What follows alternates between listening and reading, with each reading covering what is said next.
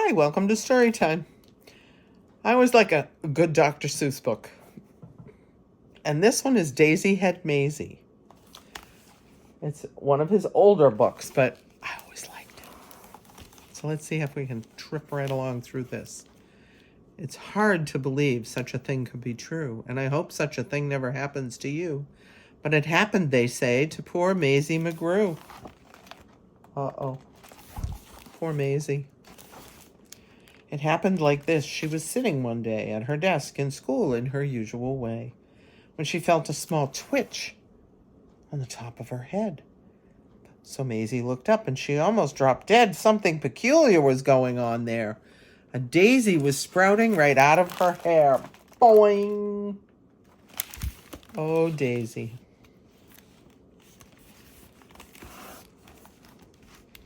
Behind her was sitting young Herman Butch Strudel.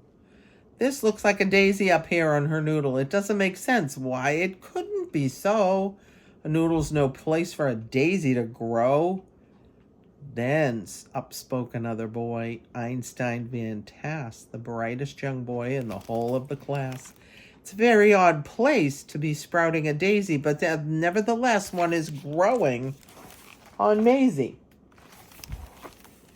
Hey, look it, cried Butch, right here in this room. Daisy Had Mayzie. She's bursting in bloom. Miss Sneecher, the teacher, came rushing up quick. Such nonsense. Some child is playing a trick. Which one of you boys stuck that thing in her hair?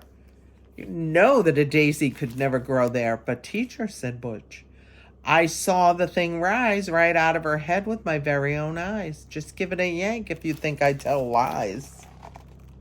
Oh my goodness, the teacher's checking this out, huh? Miss Sneecher had heard quite enough of this talk. Mayzie, hold still. Let me get at that stalk. Ouch, hollered Mayzie. Quit yanking, Butch said. You're giving her pains. I'll bet that those roots go way down in her brains. Poor Mayzie. Yeah. The kids in the room started shouting like crazy. Daisy had Mayzie. Children, be quiet. Miss Sneecher was puzzled. Good grief and alas. To think this has happened right here in my class. I've taught in this room 20 years, maybe more. But I've never seen anything like this before. I'll have to report it. You'll just have to come to the principal's office and show Mr. Grum. Gotta go show the principal. Yep. Now the principal, good Mr. Gregory Grum, was a very wise man, just as smart as they come. He knew more than anyone else in this nation about long division and multiplication. He knew all the answers, why oceans are deep, why skies are so high, and why mountains are steep. He should have the answer to this thing on Mayzie. My word, he declared, it's a genuine daisy. I've seen them quite often in fields growing wild, but never before on the head of a child. Now, what in the world ever made this thing sprout? I have no idea, but I'm going to find out.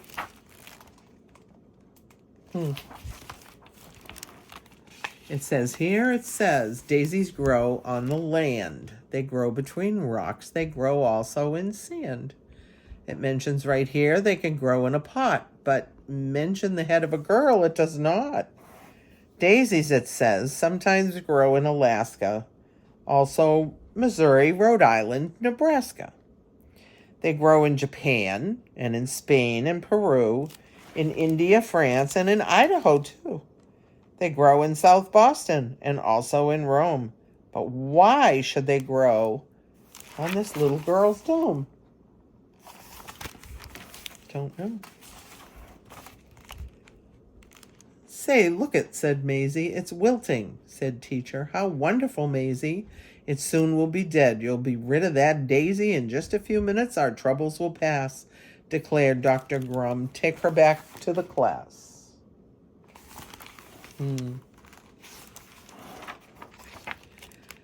Then the principal saw a most terrible sight.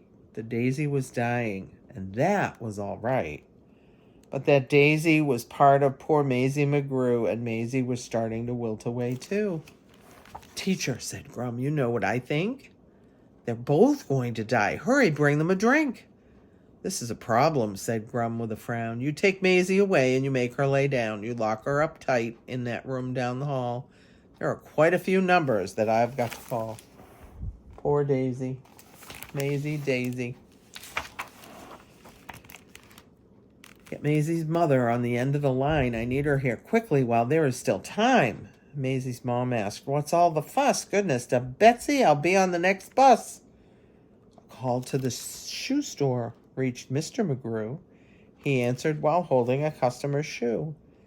She is growing a what? I'm coming right there. He ran out of the shoe store with no time to spare. There's her mom, there's her dad, huh? Oh my goodness, they're in such a hurry. A doctor should see her, the principal said, and an expert on plants like the one on her head. So he called Dr. Eisenbart, who said, goodness gracious, a child with a head that is partly herbaceous? I simply must see this. I'll come over to you. And his patient, though shirtless, came to see it too. Then Grum called Finch the florist, who grabbed for his shears. I'll be there as fast as my truck can shift gears.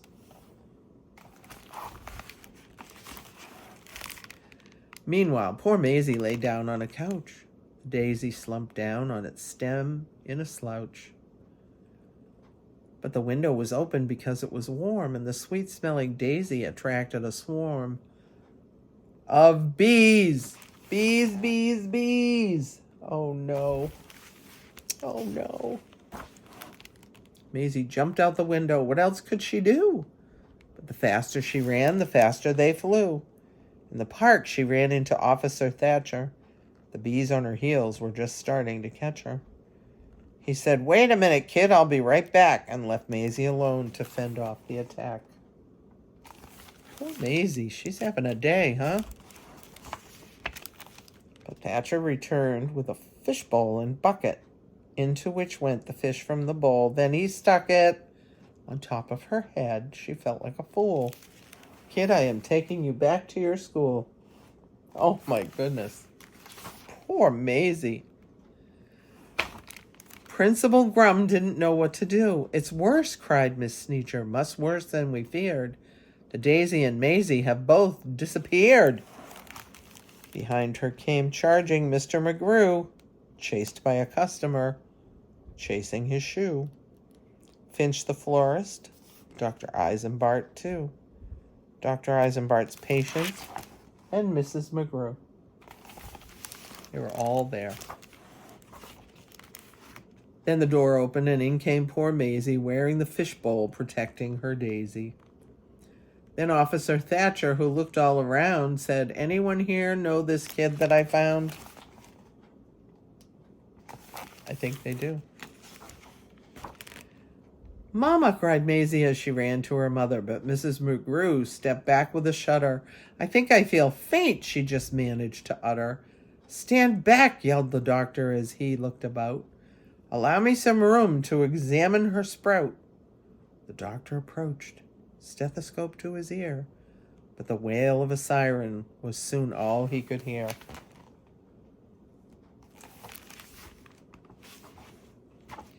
His Honor the Mayor! And then, without warning, the door opened wide, and who but the mayor should step right inside? At acting important, there was none to compare. He was best at long speeches, chock full of hot air. I promised my friends that if I'm reelected, this daisy on Mayzie will be disconnected. The law of our fathers is simple and sound. Daisies belong and should stay in the ground. The rest are illegal. We'll bar them from town. Oh, poor Mayzie. Then just as the mayor finished his talk, Finch the florist began to quietly walk, and standing directly right behind Mayzie, he said, I know the way to get rid of a daisy. So there's a flower between her two ears. I'll snip it clean off with my sharp pruning shears. But Mayzie, she saw him and let out a screech. She pushed him aside and raced out of his reach. She didn't want him to cut that daisy, did she? Mayzie ran from the school, headed straight out of town. She came to a meadow and fell to the ground. With her head in her hands, she lay all alone. Her heart, it was broken. She could never go home. Poor Mayzie. Nobody loves me, nobody loves me, nobody loves me, she cried. Nobody loved her? Poor Mayzie McGrew. It's hard to believe such a thing could be true. And maybe that's why, when this daisy above, when Mayzie below began talking of love, well, you know about daisies. When love is in doubt, the job of a daisy is try and find out. They love her not. They love her not. Don't worry, Mayzie, said her daisy as the last petal fell. They love you. Then the stalk disappeared. What? Well, that's how it all happened. The thing went away. Mayzie McGrew is quite happy today. Quite happy. Back at her studies and doing just great in all of her subjects in room number 8. And concerning that daisy, you know that it never grew out of the top of her head again, ever. Well, it practically never popped up there again, excepting occasionally just now and then. Ting! Just now and then. And after all, I'm getting used to it. That was cute. Daisy Head Mayzie. I hope you liked it.